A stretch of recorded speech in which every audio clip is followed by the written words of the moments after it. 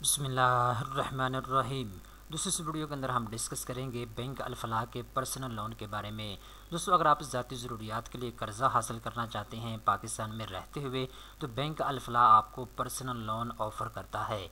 Bank Al Falah से आप कम से कम 50,000 रुपये तक कर्ज़ा ले सकते हैं। ज़्यादा से ज़्यादा आप 30 लाख रुपये तक कर्ज़ा हासिल कर सकते हैं। इस कर्ज़े को आपने 4 साल के अंदर अंदर महाना किस्त के साथ वापस करना होगा। बैंक अल-फलाह ये कहता है कि आपको किसी किस्म की सिक्योरिटी की ज़रूरत नहीं है और ना ही आपको किसी किस्म की ज़मानत की ज़रूरत है। इस वीडियो के अंदर मैं आपको डिटेल के साथ बताऊंगा बैंक अल-फलाह कौन से शराइत के ऊपर कर्ज़ा फराहम करता है और कौन से डॉक्यूमेंट्स की ज़रूरत होती है कर्ज़ा लेने के लिए। सबसे पहले नंबर पे दोस्तों एक चीज़ आप नोट कर लें, बैंक अल-फलाह से अगर आप कर्ज़ा हासिल करना चाहते हैं तो आप 50,000 रुपये से लेकर 30 लाख रुपये तक ज़ाती ज़रूरियात को पूरा करने के लिए कर्ज़ा हासिल कर सकते हैं।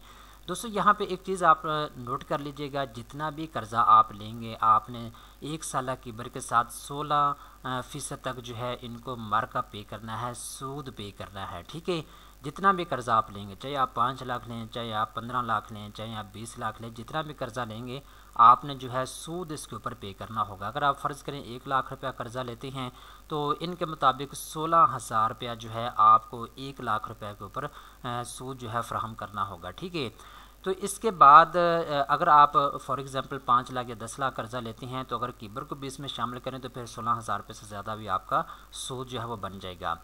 इसके बाद ये जितना भी दोस्तों आप कर्ज़ा लेंगे आपने 4 साल के अंदर अंदर महाना किसके साथ कर्ज़े को वापस करना होगा। जैसे कि मैंने आपको बता दिया है, बैंक अल-फलाह ये कहता है आपको बगैर सिक्योरिटी के और बगैर ज़मानत के कर्ज़ा फराहम किया जाएगा, इनकी कोई शर्त नहीं है। अब दोस्तों हम बात करते हैं किन शराइत व ज़वाबित के ऊपर आपको ये कर्ज़ा फराहम किया जाएगा। ये कर्ज़ा जो है तमाम पाकिस्तानी हासिल कर सकते हैं जिनकी एज 18 साल से ज़्यादा है। ठीक है, अगर आपका शनाख्ती कार्ड बना हुआ है, आप पाकिस्तान में रहते हैं तो आप कर्ज़ा ले सकते हैं। अगर आप ओवरसीज़ पाकिस्तानी हैं तब भी आप इस कर्ज़े प्रोग्राम के लिए अप्लाई कर सकते हैं। अब दोस्तों यहाँ पे एक चीज़ आप अच्छे तरीके के साथ समझ लें, बैंक अल-फलाह ने कहा है अगर आप बैंक अल-फलाह की अप्रूव्ड कंपनी के अंदर काम करते हैं तब आपको कर्ज़ा मिलेगा। यानी अगर आप गवर्नमेंट की सरकारी नौकरी करते हैं तो फिर तो मसला ही नहीं है, लेकिन अगर आप प्राइवेट जॉब करते हैं और आप ऐसी कंपनी में जॉब करते हैं जो बैंक अल-फलाह से अप्रूव्ड है तब आपको कर्ज़ा मिलेगा, अदरवाइज़ आपको कर्ज़ा नहीं मिलेगा।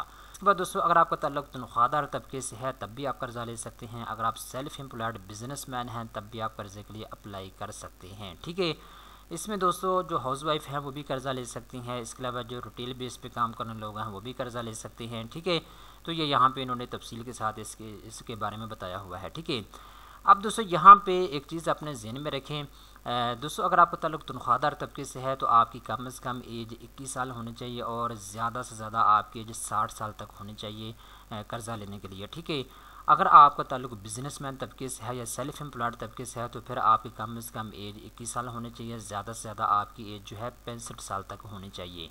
इसके बाद दोस्तों सैलरी की इन्होंने कंडीशन लगा दी है, अगर आपका ताल्लुक तनख्वाहदार तबके से है और महाना तनख्वाह आपकी 50,000 रुपये तक है तो फिर आप बैंक अल-फलाह से पर्सनल लोन ले सकते हैं। इसके बाद दोस्तों अगर आपका ताल्लुक सेल्फ एम्प्लॉयड तबके से है या बिजनेसमैन तबके से है और मिनिमम आप 75,000 रुपये तक कमा लेते हैं अपने बिज़नेस से तो आप भी कर्ज़ा ले सकते हैं बैंक अल-फलाह से। तो ये टर्म्स एंड कंडीशन है कर्ज़ा फराहम करने की बैंक अल-फलाह की, आपने इनको पूरा करना होगा। ये 4 बेसिकली शर्तें हैं, 4 शर्तों को अगर आप पूरा करते हैं तो आप जो है कर्ज़ा ले सकते हैं बैंक अल-फलाह से। अब दोस्तों हम बात करते हैं कौन से डॉक्यूमेंट्स की ज़रूरत होगी आपको। ठीक है, तो यहाँ पे इन्होंने 5 किस्म के डॉक्यूमेंट्स बताए हैं। नंबर 1 पे एप्लीकेशन फार्म आपको चाहिए होगा, आपने इसको पूरा करना है और इसके ऊपर सिग्नेचर करके आपने बैंक अल-फलाह में जो है जमा करवाना है। दूसरे नंबर के ऊपर शनाख्ती कार्ड की कॉपी की आपको ज़रूरत होगी। तीसरे नंबर के ऊपर 6 महीने का बैंक स्टेटमेंट आपको चाहिए होगा। चौथे नंबर के ऊपर ऐसे तमाम पाकिस्तानी जिनका ताल्लुक तनख्वाहदार तबके से है आपको सैलरी स्लिप इनको फराहम करनी होगी या फिर जो एम्प्लॉयमेंट सर्टिफिकेट होता है वो आपने इनको फराहम करना होगा। अगर आप बिज़नेसमैन हैं, सेल्फ एम्प्लॉयड हैं तो फिर दोस्तों आपने बिज़नेस प्रूफ जो है इनको जमा करवाना होगा।